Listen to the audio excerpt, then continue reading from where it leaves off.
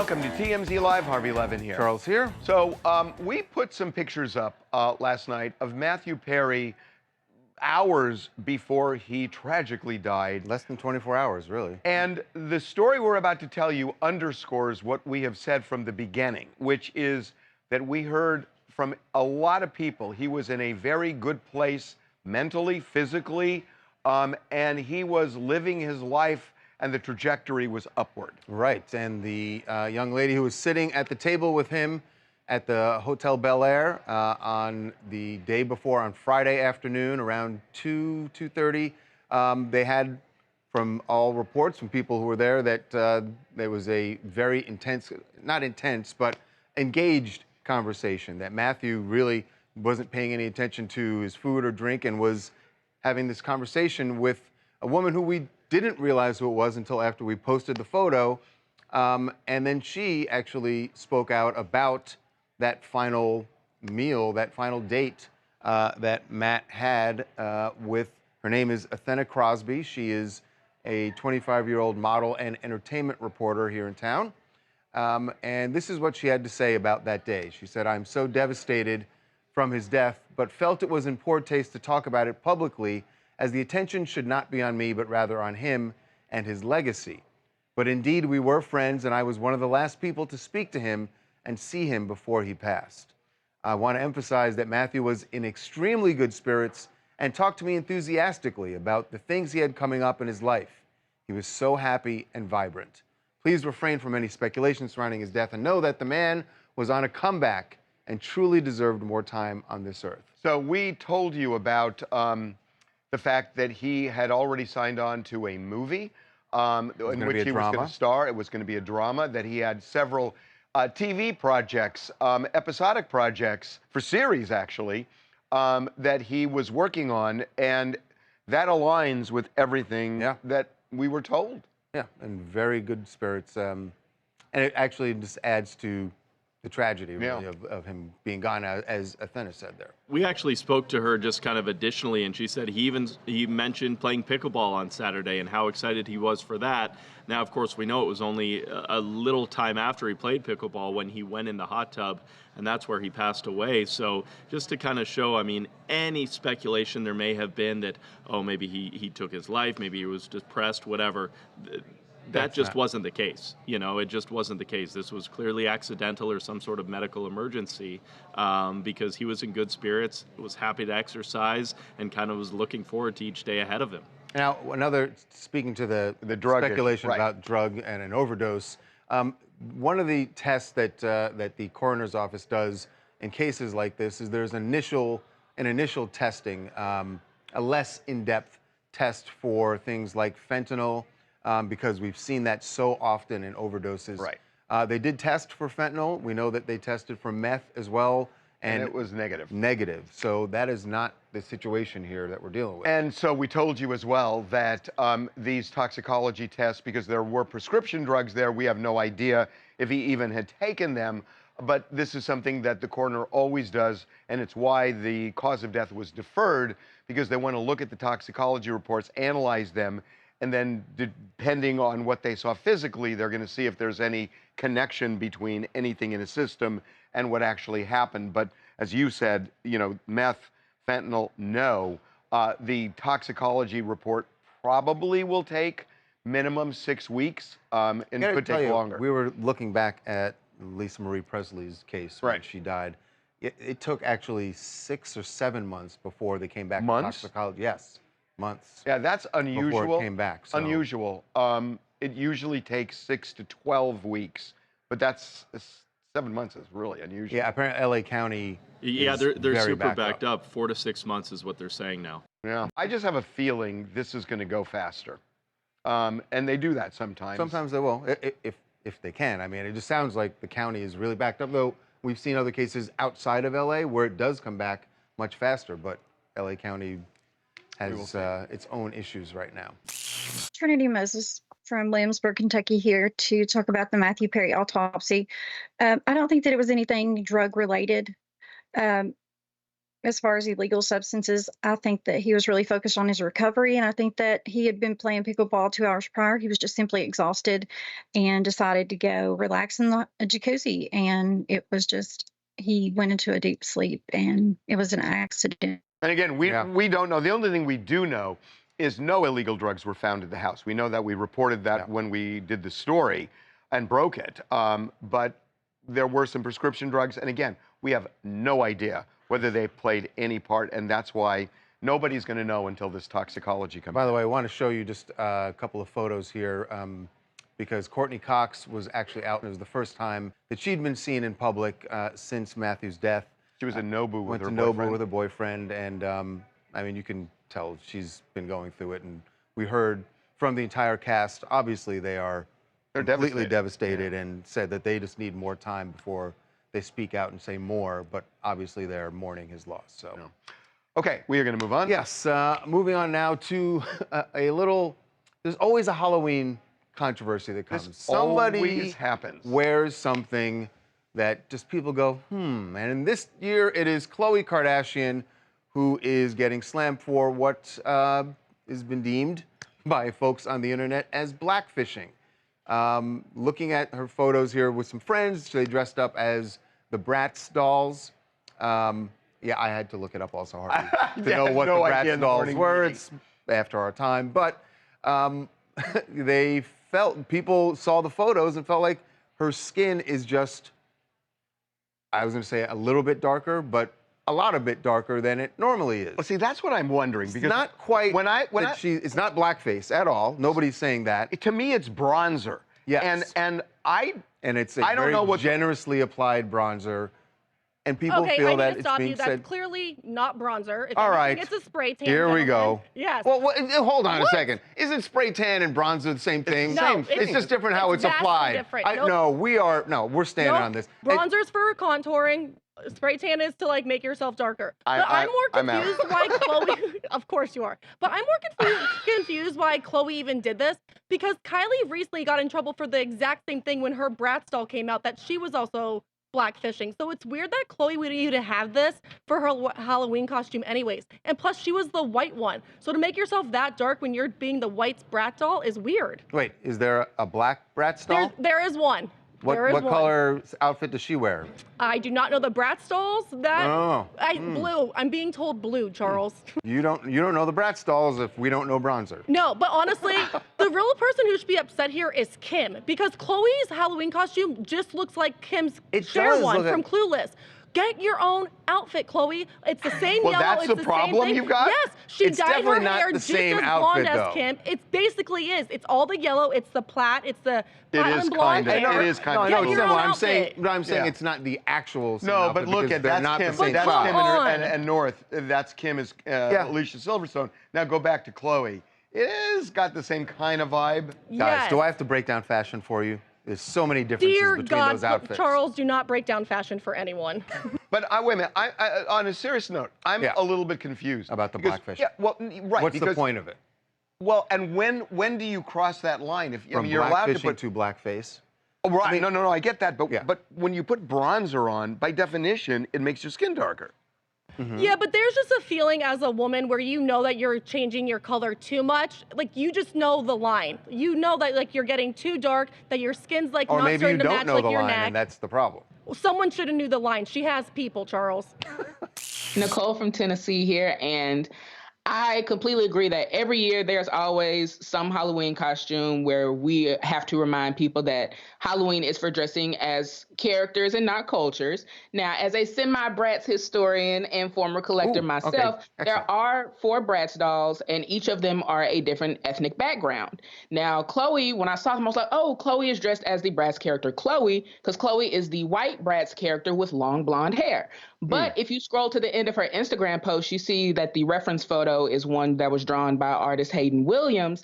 And Khloe is actually dressed as the Hispanic Bratz character Yasmin, which I don't know Oh. if that's why So then the is it- makeup was as dark as it was. Is it brown fishing? sort of on that fine line. And if you look at the comments, like so many people were like, which one is Khloe? Which one is she supposed to be? I am so glad, that you were the Skyped person in. who Skyped it, right? Really, because we just learned so lot, much like about a lot. Way more than what Courtney. She didn't know anything about Brad. Don't get mad. What do you want me to do? No, I'm trying it's my not. best. Oh my God! I had to.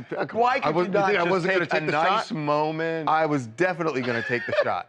Okay, we're taking a break. All right, when we come back, a surprising and exciting sight in Las Vegas. Celine Dion, who has been battling, as you know, stiff person syndrome, went to go see her favorite hockey team. The Montreal Canadiens were in town. But Charles, the bigger point, we have not seen her. We haven't seen her. 3.5 years. Well, wait until you see and hear how she's doing. It is really uplifting.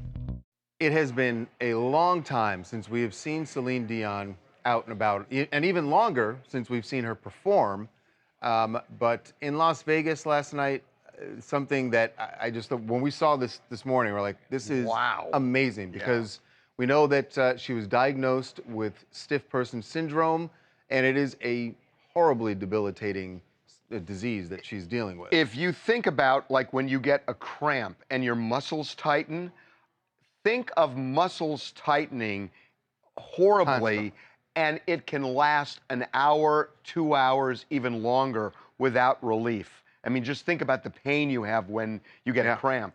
That can last 2 hours for her. And so it's a terrible thing. And so the sight of her in Las Vegas last night at a hockey match, the Golden Knights in Vegas, the Stanley Cup champions, were playing her hometown team, the Montreal Canadiens. And she actually went into the locker room to go meet with the team. I believe this is the coach and maybe the team president. And some of the players as well were there. Just amazing. Just and she looks and sounds great.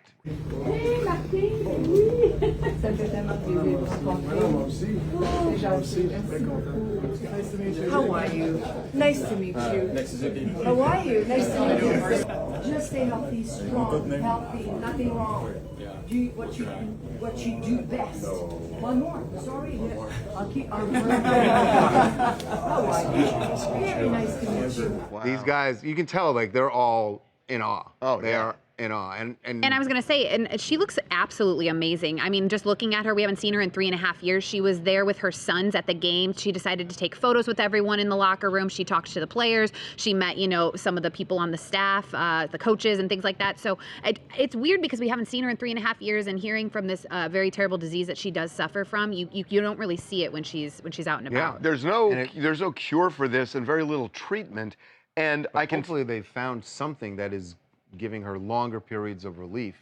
I hope that she has more days like that than she doesn't. You know? Absolutely. Now, from what we'd heard, it sounded like it was the opposite. Well, I can tell you that it has been just terrible, because we've been in touch with various people that were in her life, and she basically put her entire staff on hiatus because she's not going to be performing anytime certainly in the near future, and all of her people basically have been sidelined because she's been dealing with this. So to see her this way is really, really fantastic. And the other thing I want to say is she's got a big documentary coming out in her life. Yeah. And this makes me think this might be kind of a prelude to the documentary coming out maybe soon. We're going to be seeing more of her leading up to it. Yep. Hi, my name is Dana. I'm from Trenton, New Jersey, and I want to comment on Celine. She looks absolutely amazing. She has a glow. She looks healthy. So whatever she's been doing for the 3.5 years is definitely working. So it was nice to see her out and about with her sons, and I'm looking forward to her coming back to Vegas and taking a stage and doing something that she always loved to do. Hopefully that happens. Yeah. Hopefully that happens. Okay, we're going to move on. Yes, to Ariana Grande out on Broadway. And she was there for Ethan Slater, her new boyfriend. This is our great singers block. Yeah, it really is. We got, you know, Celine, and we got the new school in Ariana. But she was on Broadway because Ethan Slater is starring in a new play. It's a revival of Spamalot. Oh, I thought it was for a margarine commercial. Imperial margarine. Yes, Ethan is in Spamalot, and they had the first preview last night. So Ariana was there, and much the way when Taylor Swift goes to Chiefs games, she becomes the focus of a lot of people in the stands. Ariana ran into that last night when she walked out of the theater and ended up being swarmed by her fans, who I think had gotten word that she was going to be coming to this particular performance. Again, well, it's not open to the public yet. And if you know Ethan's there, you think, okay, well, there's a good chance. Right.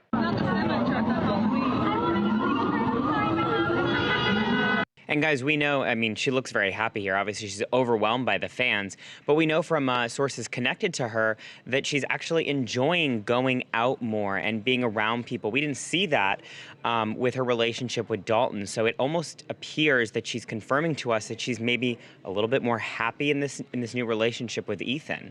Well, to be fair to Dalton, part of it was the pandemic. They were in the pandemic, and wouldn't have or couldn't have been in that situation. But I think it's clear that she is comfortable now with. There was a period there where she and Ethan were sort of laying low. And there was also a period when they came out of the pandemic. I mean, that was a pandemic relationship where they didn't have as much in common as they thought they did, and their lives were just very different. Here, she and Ethan have a lot in common, clearly. Right. But it was interesting to see her just swarmed by so many fans. I think what she was saying there in the clip we played is that she was explaining why she wasn't stopping to sign every autograph. She just didn't want, a stampede of people out there, which could have happened. Well, then don't wear a crown. Good point.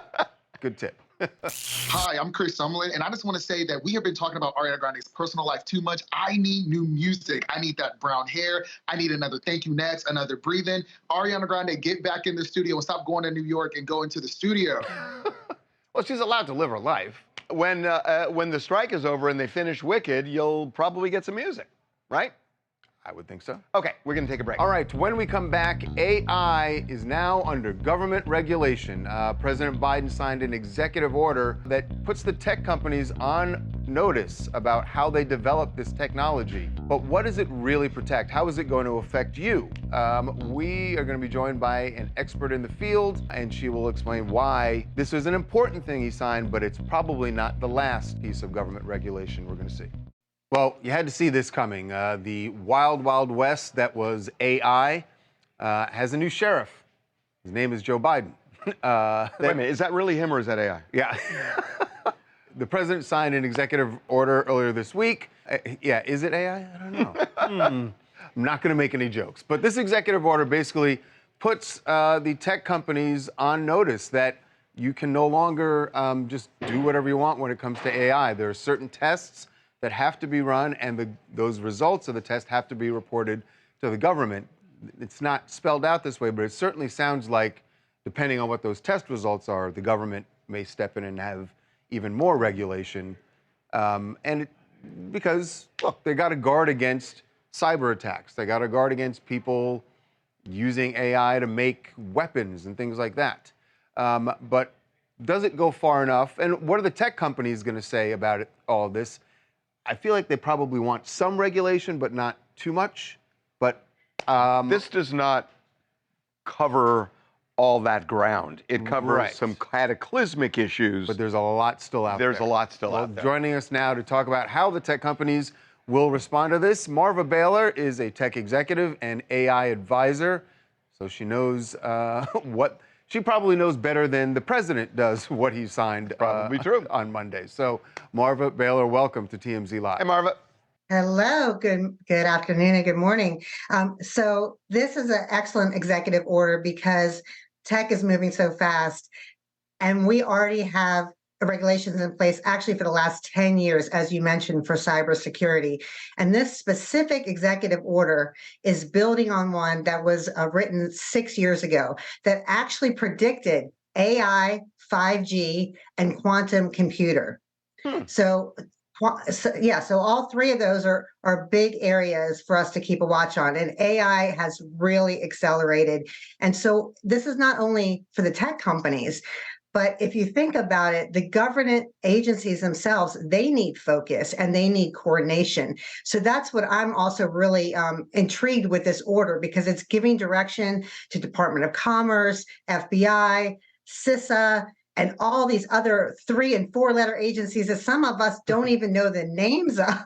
Well, so help us out here, because this is not omnibus. It doesn't basically require every time a tech company makes any move, they have to approve it with the government.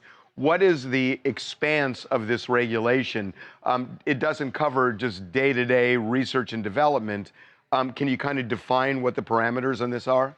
Yeah, so there's many, many aspects to this order. I mean, it's actually like even summarized, it's about 20 different areas that the industry is really highlighting. But the couple ones that really stand out, the first one you did mention is the testing and sharing of the results. So that already exists in principle for a lot of the different programs and systems, but now the general public's being made aware. So companies will have to have better policies in place so they can capture the data and have it in a format that is consistent so the government can understand the learnings. But companies are already exchanging data back and forth with government and each other anyways. But this gives a real strong format. So that's really what's clear. Since we are here in Hollywood, I want to ask the question because there's still an actors' strike going on, and the use of AI is one of the things that they're taking issue with. Does this executive order in any way impact Hollywood and its use of AI? Good question. So in this executive order, it does have a provision around a watermark. And that sounds interesting, but it doesn't exist yet. So again, the companies are participating to try to figure out how they could put that watermark so people know it is a real image or not. Oh, so like if it were an AI-generated image, there'd have to be some mark on it so that the consumer would know this isn't actually George Clooney, it's an AI,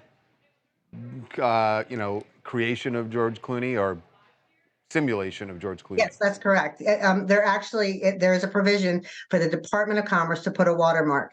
Now, does that stop all of this, just using generated content that has not been approved by the actor and their staff? No, it does not, because we live in a meme culture. Right. People are used to making memes or photoshopping things and putting them around and making them be funny, but it's not funny when the actor or artist is not being compensated or it's not being used in a way that has the values of their brand. So that's where we really need to keep an eye out, and the watermarks aren't going to do anything for that. I got to tell you, that really scares me. If the government is starting to intercede, and because this should be worked out between the actors union, to me, the actors union and the studios. Right. Personally, I don't want the government telling Hollywood how to do this in any way.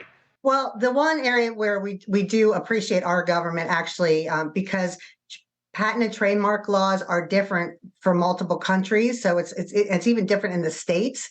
So, and we do have a very strong patent and trademark laws in the United States. And actually, as an actor and artist, it actually is great because a performance, it could be their voice, it can be a saying they make. So we really have some strong laws. Our challenge is really finding the people that are using unauthorized content. And that is really where the challenge is. So the law actually is helpful for the artist. If it's a copyright issue, I get it. If it's a regulatory issue and how it can be used, right, I think it's terrible. I mean, personally. The challenging thing is the fans don't know the difference. They don't know if it's a studio or if it's literally someone that was hired to make an ad for a dentist. I mean, they used Tom Hanks and it was an ad for a dentist. And I don't even think they knew they weren't supposed to do it. Marva, I'm going to leave you with this. We are working on something that you are going to see in the next couple of months. And it involves AI. And it is maybe, for me, it's one of the most fascinating things I've ever worked on. Yeah. And so to be continued, we're going to bring you back because we want to talk to you about it. Sounds great. Thanks for having me. Really appreciate the time. Thank you. Thanks, Marva. That was interesting. That was really interesting. It is going to get more and more interesting every day because, to her point, I don't even know how much the consumer cares whether it's the real thing they're seeing or not. I don't think they do yet. But I think they should, but right now I don't think they do. Okay, we got to take a break. All right, when we come back, Elon Musk, someone who's had a lot to say about AI, he's calling out his old buddy Mark Zuckerberg again. Elon is not letting that. Oh, is he ready for a fight? Well, he says it's Mark's fault that the fight didn't happen. We already know Mark says it's Elon. You're going to hear Musk's side when we come back. Welcome back to TMZ Live. I don't think the Elon Musk-Mark Zuckerberg fight is completely completely dead. Oh, please. I admit it's probably it's dead. Elon is never going to fight him. So you think Elon is just talking smack for the sake of talking smack? 100%. Well, he was on Joe Rogan's podcast, and of course, the big fight that we all thought we were going to see and we all got excited for and then just completely fizzled. I got a toga for it. I got the T-shirt. You got a toga? Whoa, because of the Coliseum. Right? Right? So you're sitting on your living room couch with your toga on. But yes, you know, Mark Zuckerberg said, look, this thing is not going to happen because Elon is not serious about fighting. Well, Elon is telling a different story, not shockingly, I guess, when he was on Joe Rogan's podcast. And he is blaming Mark completely for this fight dying. Italy actually was willing to let us use the Coliseum. So then I was like, well, can't turn that down, you know? And then I was like, well, if it's going to be in the Coliseum, you know, we're not, like, I like UFC and everything, but we don't have, like, tons of ads and UFC branding on the Coliseum because it's a historical, you know, it's a history, you know, it's a place of great history. You don't want to just, you know, have it be all like NASCAR. Right. So then, and then Zuck pulled out. He accused me of not being serious. And I said, look, listen, at the end of the day, if I'll fight you any place, anywhere, under any rules. Yeah. You think that's just a lot of talk? I mean, he said it right there. For interpretation there. He said any place, I know, anywhere, and he did any rules. He did say that at the beginning. I mean, we broke the story about this, and he did say that. What we were told initially when we broke this story was that Elon did say that any place, anywhere, anytime, and that Mark was more particular about the rules and the regulations of it all. But then it shifted. And Elon started getting kind of janky when it came to committing. That's what we were told, Babcock, right? Right. It seemed like as the fight became more and more real, and that there's a place, and let's nail down a time that Elon then wasn't as interested anymore for some reason. I mean, look. So you think it's easy for him to talk smack now because it's not actually on front? Yeah, I mean, maybe, Charles, but I just don't understand what the motivation is. Does he need more attention? I mean, nobody's talked about Elon Musk. Because I'm sure Joe Rogan asked him, you know, who pulled out of the fight? And neither one of these guys want to say they pulled out. But he's sitting there with his buddy, Joe. He's not going to do anything other than talk smack when he's sitting there with his buddy. Mark Zuckerberg wants to fight in an octagon. We know that, right? Yes, fact. So get in an octagon and fight. That may happen. Why does it? Oh, wait a second, hold on. When we started this, you said no way, but not necessarily with Elon. Well, we know that Mark is going to fight somebody. But can I want to air a grievance right now. There we go. So we break the story and we say that it's going to be that. Yes, I am with you on this grievance. Or air this grievance. Yeah. I know what you're going to say. Right. So, you know, we say that they've been in touch with the people, the minister of culture in Italy. Italy comes out and says, like immediately, TMZ doesn't know what they're talking about. They're wrong. We would never do anything like that. And we knew that the minister of culture had contacted Zuckerberg. Zuckerberg forwarded it over to Dana White, who runs the UFC. And now it's coming out that they were all Elon is making it sound like he went around Dana and Mark. Well, he did a little bit. And that he had a conversation. He did a little bit, but they were always talking, and they had. We even had Dana on not too long ago, where Dana acknowledged. If you want to call out Italy, that's fine. I love Italy. I enjoy their food too much, so you're on your own on that. No, I just the minister of culture. I mean, we got an issue. We'll break bread somewhere next time I'm there. Bread. Hi, my name is Nick, calling from Toronto, Ontario, Canada. My honest opinion, I don't think they're actually going to fight. I think they're just talking a lot of smack and just trying to get a lot of attention. But I don't think this is actually going to happen. So it's a lot of talk from 2 billion, but nothing's going to go down. Nick, can I just say something? I am like, this is kind of my thing right now. That's a great beard. I knew you were going to say that is just a great I knew you were going to. It really is. I'm letting it grow out, but I was actually trying to shave it down, but I've actually have no time to get rid of it. But No, do not shave it. It looks great. I'm serious. It's particularly good beard. Every face is like you're shopping. You're like, oh, that's interesting. I could maybe do some of that. Yeah. Okay, we're going to move on. Yes, I think Diddy wins Halloween this year. Yeah. Because what he did as Batman, is incredible. Not only did, obviously, as the costume, you'd expect his costume to be on point, but to have a Batmobile. Where did he get that? I have no idea what prop store he got. I don't know that where you from. buy that from. But he had a Batmobile, and not only that, he's out in Hollywood showing that off, but he put together, really, he shot a Batman film. And this is all, by the way, on the heels of him saying that Warner Brothers was really ticked off last year when he was the Joker, and he says that they felt like he was infringing on their copyright. I don't know how much. It's pretty good. It is really good, but it's a Halloween costume. That's not infringing on a copyright. It may have been just Diddy was telling a story. In any event, if they really were upset, they're really going to be even more upset with what he did with Batman and this film that he put together, where the plot line is Batman is saving Hollywood from the strike. Watch what happens when he ends up in the office of an unnamed studio exec. Whoa, whoa, whoa, whoa, whoa, whoa, whoa, whoa, okay, hold the in the strike. No, I can't do it. No negotiations. Is that what you want? Shut Say the strike is over. The strike is over. All right, the strike is over. Okay, I said it. They say you either die a hero or you live long enough to see yourself become the villain. Strike is over, baby. We did it. Well, that production is insane, but I actually was told that he did actually get the Batmobile. Apparently, that Batmobile is from one of the movies. I'm not sure which one, but it was probably super expensive to rent. And I think to explain the copyright thing, Tawanda brought up this morning that he was using the costume to promote like his different alcohol brands, like he was wearing the Joker costume. That's why. So that's probably why they sent the cease and desist. So that kind of explains. By the way, just to be clear, the strike is not over. Strike is not over. And what happened to SAG saying they didn't want people? Nobody listened because it was just pushing too far. A lot of the stars just didn't. They weren't. Yeah, SAG didn't want them to use guys, really. movie characters. As but the damn thing ran out of gas. Yes, it ran out of gas on Sunset Boulevard. How does the Batmobile run out of gas? I don't know. I mean, I'm sure the mileage is not very good on that. Hey, this is Danny from Buffalo. Go Bills. I just watched the video on Instagram, and this is the celebrity content I'm here for. I love when an entertainer uses their resources to go all out for Halloween.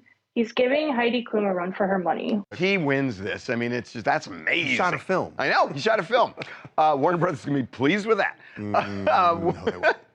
We're going to take a break. All right, when we come back, it's November 1st, and you know what that means? It is Mariah's time to shine. You're going to see how she opened the season for her. We're just sorry Thanksgiving. It's Christmas. Mariah says so, but she put a lot of production into this. That must have been really cold for her being in that ice block for so long. It's almost like she's going to make a lot of money over the next 2 months. I'm going to venture a guess that wherever you are in the world watching this, you have heard Mariah Carey's All I Want for Christmas at least once today, and probably multiple times. It is officially, I'll say it's Mariah season. I'm not gonna say it's Christmas season just yet, out of respect to Thanksgiving. But November 1st is the day. She does this now every year. As soon as November 1st, in fact, I saw it last night, as soon as it was midnight on the East Coast, she posted this to announce to the world, it's her time.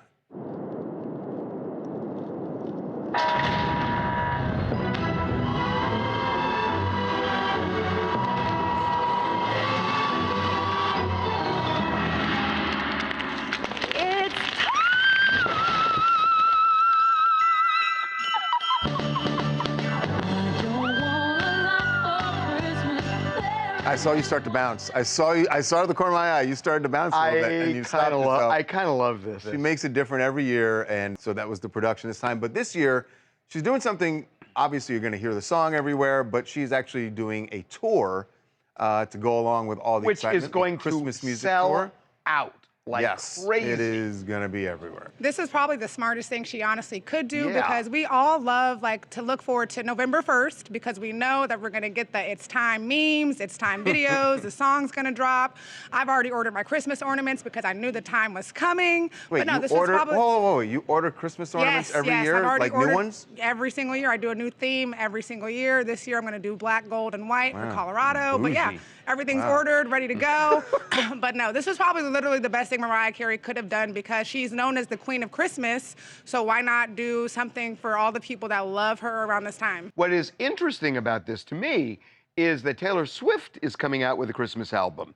And so, sorry, Taylor. I know. This is the one L she's going to take. It's true. And Eric in our office, who is the music savant, he said, no way. He said, she is not going to top Mariah Carey on that this. song is too ingrained in Americana now. It's just not going to happen. I don't think people are checking for Taylor Swift to sing their Christmas carols. Listen, like, she's known for the love songs. Like, I'm let's not, leave the I mean, Christmas we'll carols. see. I'm not denying the power of the Swifties, and I'm sure it will be a big hit, but it's not going to be what It's not going to top Mariah Carey. And, you know, with all of the heat that Taylor Swift has, and by the way, what a great gig that Mariah Carey works November and December. She works. And she doesn't have to do anything else. And makes a ton of money. Just a ton of money. It's just the greatest gig in showbiz. For her. By the way, that tour is going to be going lots of different cities. One of them is actually here in Hollywood Bowl. California. She's playing at the Hollywood Bowl in LA. Hollywood Bowl. And that's going to be amazing. That's going to be amazing. Yep. Hey, I'm Matt in Austin, Texas. I got to say, I listened to that song in July. That's not like a shtick. I love that song way more than a 45-year-old man should. And just watching that right now, when she came out, the little promo she did, I squealed and like squealed like a little girl. My girlfriend was right there. She saw it.